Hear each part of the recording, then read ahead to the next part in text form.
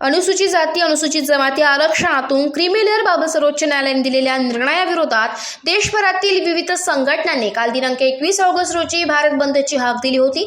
त्या पार्श्वभूमीवर पेठ शहरानजीकच्या राष्ट्रीय महामार्गावरील तोंडवळ फाटा चौफुलीवर तालुक्यातील विविध संघटना, पक्ष, पदाधिकारी, कार्यकर्ते, नागरिक यांनी रस्त्यावर उतरून राष्ट्रीय महामार्ग बंद करून रास्ता रोको आंदोलन केले। या आंदोलनादरम्यान राष्ट्रीय महामार्ग हा बंद असल्याने गाड्यांच्या लांबच लांब रांगा बघायला मिळाल्या। आंदोलनामुळे काही काळ वाहतूक कोंडी निर्माण झाली होती।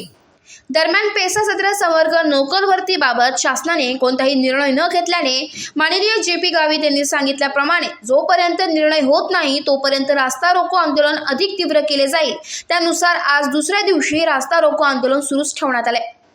मागण्यांमध्ये नाशिक येथे दिनांक 1 ऑगस्ट पासून सुरू असलेल्या उपोषण आंदोलन या उपोषणकर्त्यांचा अंत न पाहता त्यांच्या पात्रतेप्रमाणे तात्काळ नोकरीचे आदेश द्यावेत, पेसा क्षेत्रातील वन जमातीच्या कायद्याची काटेकोरपणे अंमलबजावणी करावी, गरिबी निर्मूलन कार्यक्रम योग्यरित्या राबवावा, पेसा कायद्यातील आदिवासींसाठी असलेल्या सर्व तरतुदी सवलती आदिवासी लाभार्थींना तात्काळ लागू करा, आदिवासी पेसा भागातील नोकर भरती थांबवली ती त्वरित सुरू करा, पेसा भरतीसाठी करण्यात आलेल्या रीट याचिकेवर कोणत्याही प्रकारची सुनावणी किंवा निकाल नाही, फक्त रीट याचिकेचे निमित्त करून महाराष्ट्र शासनाने 17 संवर्गाच्या नोकर भरती स्थगित केल्या त्या विनाविलंब सुरू कराव्यात, नोकर भरती कंत्राटी पद्धतीने न करता कायम स्वरूपाचे आदेश द्यावेत, आदिवासींच्या शिकलेल्या मुला-मुलींना पात्रतेनुसार नोकऱ्या द्या।